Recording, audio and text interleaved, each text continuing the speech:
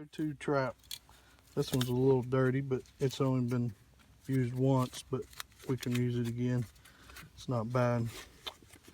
This is a Bridger number 2 dogless. The reason they call them dogless because they have no dogs out here on the end. It's just a regular fan trap. There's no dogs on it. Once you set it, as you can see, there's no dog out there. That's why it's called a dogless. So you don't have to worry about them as long as they're nice and flat. As you can see, that's all you need.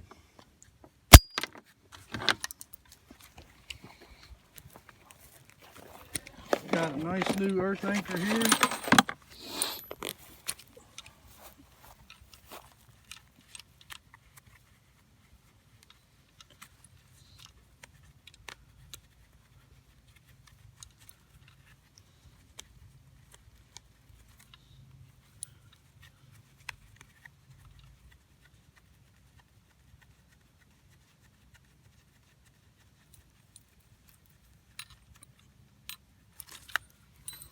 About 12 inches of lead somewhere in there.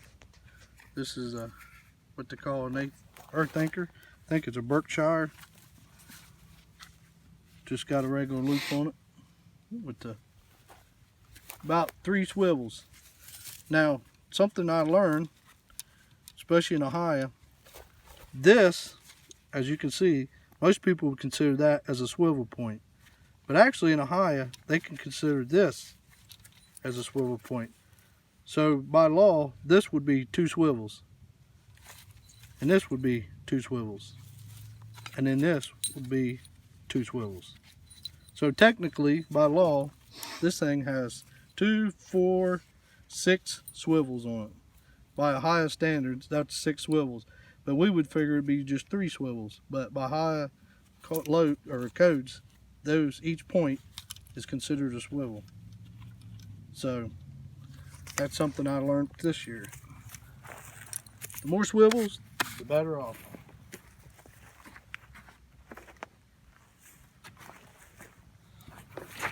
You always want some kind of a knee pad.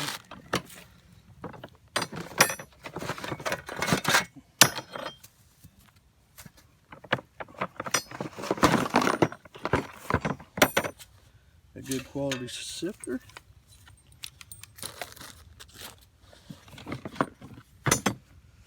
And a good quality dirt buster.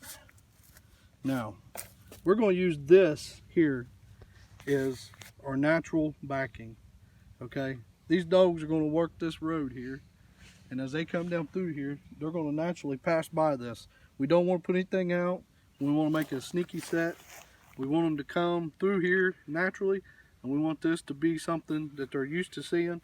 But we want to put a scent in it to catch their attention, to bring them over to it, to get them to work the area. So we don't want to disturb it too much, but we just want it enough that they will, we'll use that for later, that they will pick up on, and they will come in straight into it, and they will work it.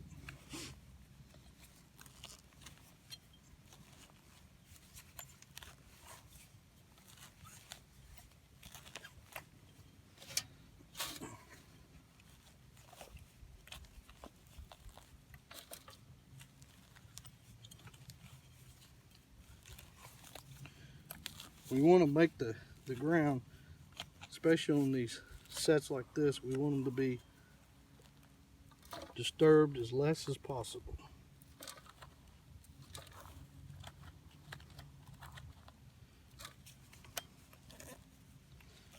Now, how deep do you usually like going with that hole? I usually want mine to be usually about a ½ inch. I want the trap about a ½ inch below the surface. So what I'll do is, once I get a pretty good idea on my trap, then I will drive my earth anchor in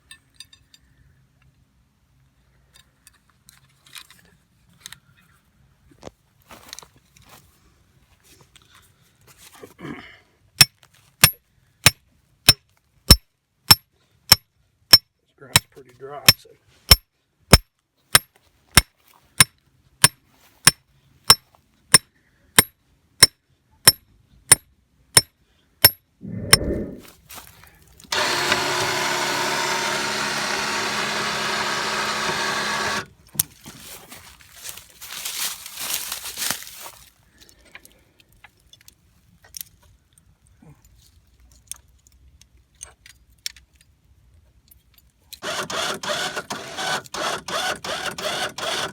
That tension on it yet? Yeah.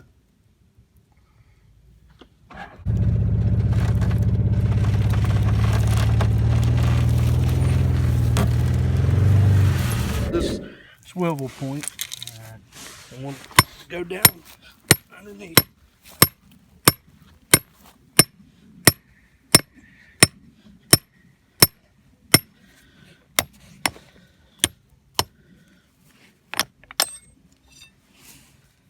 And then what I like to do is give it a little tap for the bottom, and then give it a little. Where can you buy one of those? You can pick these up here about any trapping store online. Because I know these earth anchors, a lot of people do old school. They do the post still, so these are kind of these here. A cool thing here. Nice thing about these, once you set them, They're set. Yeah, he's not. You can put these. You know, you can reuse these over and over. And this thing will hold a truck. I mean, yeah. Once you put them in the ground, these dogs ain't going nowhere. So the next thing you do, you set your trap. Put your jaw up, and then start to make sure your hole is going to be big enough. I just like it to be big enough to where it will just set underground. And just take your hammer, tap everything back. Try not to disturb it too much.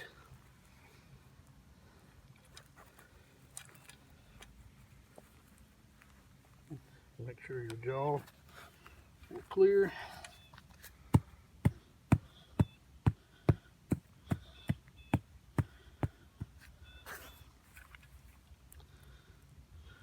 Put your chain and swivels all down at the bottom.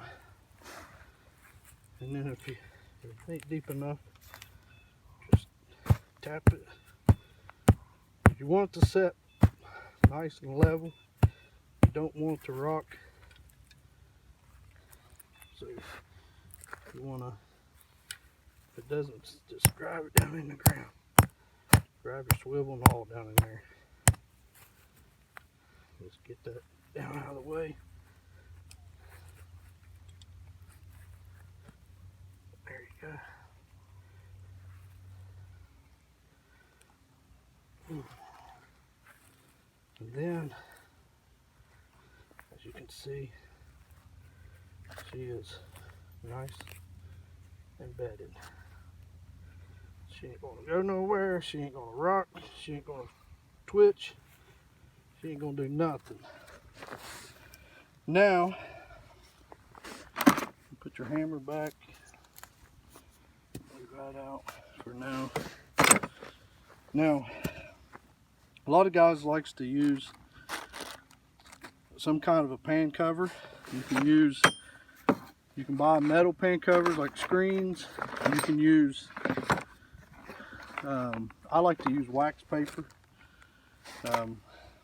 That way you can pick it up pretty easy. Some guys don't like to use any kind of pan covers. But for this video, since we don't have any pan covers with us, I'm just going to use a little bit of grass. Because it's summertime and it ain't going to rain or freeze. So we just don't want dirt to get down underneath that lever. So we put that lever back down and don't hit the pan. It will get your fingers. So once you get it to this point, then all you got to do, so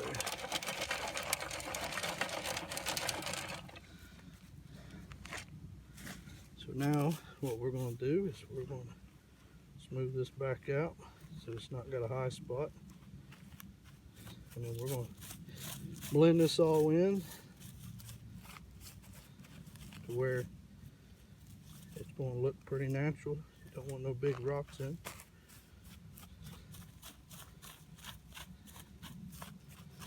We want it to look basically like it was when we found it.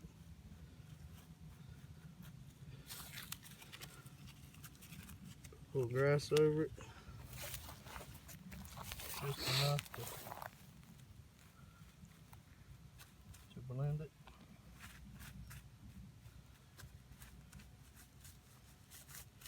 The dirt smell will go away after a few hours, so, and he ain't gonna pay no attention to that because he's used to that. So there, we'll get you some dry grass, kind of blend it all back in.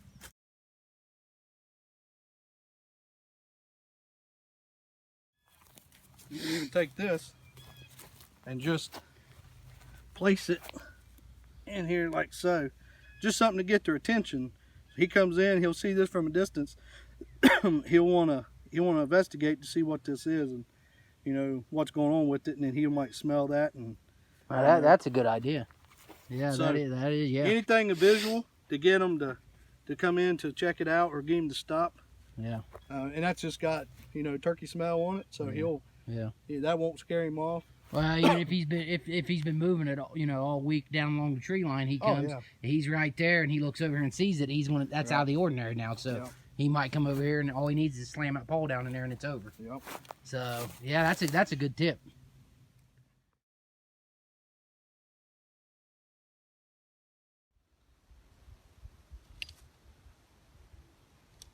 Second one in this set for the year. We just set this trap. Matter of fact, I think we set this Saturday, and here it is this afternoon, and we got our first dog after the reset. So I don't think he's a vocal one, but as you can see,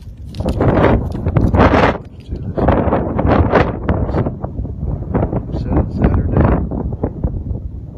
quick and efficient. As you can see, the sneaky set worked. He's not a very vocal coyote.